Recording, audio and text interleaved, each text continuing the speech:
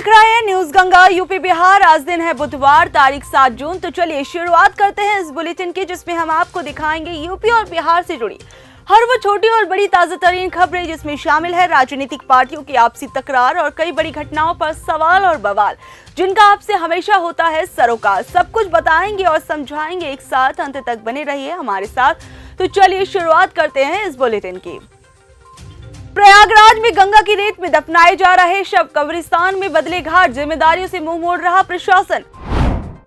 प्रयागराज में डूबने से अलग अलग घटनाओं में 7 की मौत, 3 शव बरामद, 4 का हुआ रेस्क्यू। इस क्रूज सरकार को हटाना जरूरी है, सपा नेता शिवपाल यादव ने बोला बीजेपी पर तीखा हमला। नोएडा की यूनिवर्सिटी में छात्रों और गार्ड्स के बीच झड़प, 15 गिरफ्तार, 4 छात्र भी शामिल, हिरासत में 33 लोग। यूपी कांग्रेस को मिलेगा नया प्रभारी, सूत्रों का दावा, पदभार छोड़ सकती है प्रियंका गांधी।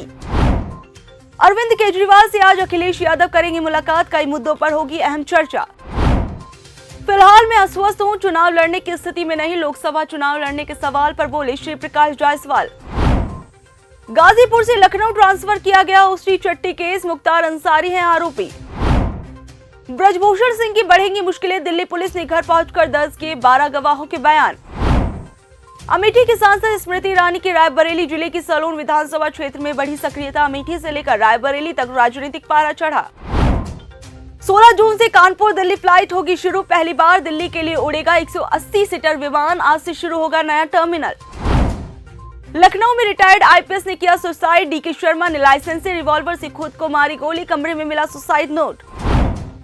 मेरठ में जमीन पर कब्जा दिलाने पहुंची पुलिस पर हुआ पथराव, हाईकोर्ट के आदेश पर पहुंची थी टीम, 200 जवानों के साथ आरआरएफ ने संभाला मोर्चा।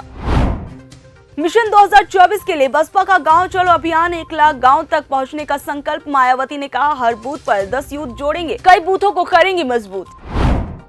गोरखपुर में प्रवास के दौरान योगी आदित्यनाथ ने कहा आवाज दिलाएंगे, इलाज भी कराएंगे। गोरखनाथ मंदिर में लगातार तीसरे दिन सुनी 500 लोगों की समस्याएं। भागलपुर ब्रिज गिरने पर एक्शन में बिहार सरकार, ब्लैकलिस्ट होंगी पुल निर्माण कंपनी, एग्जीक्यूटिव इंजीनियर ने निलंबित। बिहार शरीफ ब्लास्ट मामले में फरार आरोपी गिरफ्तार, ईद के दिन झोपड़ी में हुआ था जोरदार धमाका। नालंदा में नाबालिग भांजे को मामी से हुआ प्यार, अश्लील वीडियो बनाकर करने लगा था ब्लैकमेल, तो महिला ने की खुदकुशी। बांका में सड़क हादसा, पिकअप वाहन ने बाइक सवार को कुचला, एक युवक की मौत, दूसरा जख्मी। बिहार सरकार के मंत्री तेज प्रताप यादव का आरोप, कहा अगुवानी पुल को भाजपा ने ध्वस्त कर दिया। सुल्तानगंज पुल गिरने पर बोले विजय सिन्हा, मुख्यमंत्री जी ने एक आदमी को दे दिए 5 विभाग, एक भी नहीं संभल रहा। मोतिहारी का इंद्रदेव रोजगार के लिए जा रहा था चेन्नई, बेटी की शादी में लिया था कर्ज, रेल हादसे में हुई मौत। मन से बोल रहे थे पशुपति पारस, भड़क गया बुजुर्ग, कहा खुद को जनता का सेवक बताते हैं और चुनाव के बाद मालिक जैसा व्यवहार करते हैं, जिसके बाद कार्यक्रम में बड़ा हंगामा खड़ा हो गया। बिना नाम लिए धीरेन्द्र शास्त्री पर तेज प्रताप यादव का बड़ा हमला, कहा हम बहुत बड़े बाबा हैं, पाताल तक नाप देंगे। औरंगाबाद में हिंसक झड़प, 2 बच्चों की साइकिल टकराने के बाद हुआ विवाद, ईंट पत्थर चले, 2 जख्मी।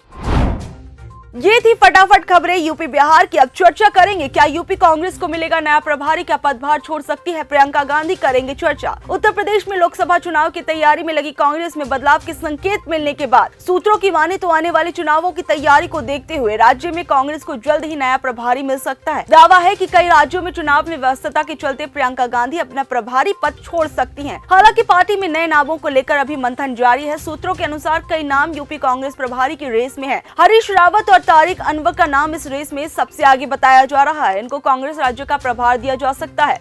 ऐसे में लोकसभा चुनावों के लिए उत्तर प्रदेश में कांग्रेस नए प्रभारी के हाथ पार्टी की कमान देने पर विचार कर रही है। सूत्रों की माने तो राज्य में नए प्रभारी के नाम को लेकर पार्टी में मंथन तेज हो गया। हालांकि अभी पार्टी जल्दबाजी में कोई फैसला नहीं लेना चाहती, लेकिन जानकारी की माने तो राहुल गांधी के विदेश से लौटने के बाद नए प्रभारी के नाम पर फैसला हो सकता है। यूपी में कांग्रेस की नई कार्यकारिणी का भी ऐलान होना है। इसको लेकर भी कई नामों पर चर्चा चल रही है। माना जा रहा है कि प्रदेश कार्यकारिणी में क्षेत्रीय अध्यक्षों को जगह दी जा सकती है।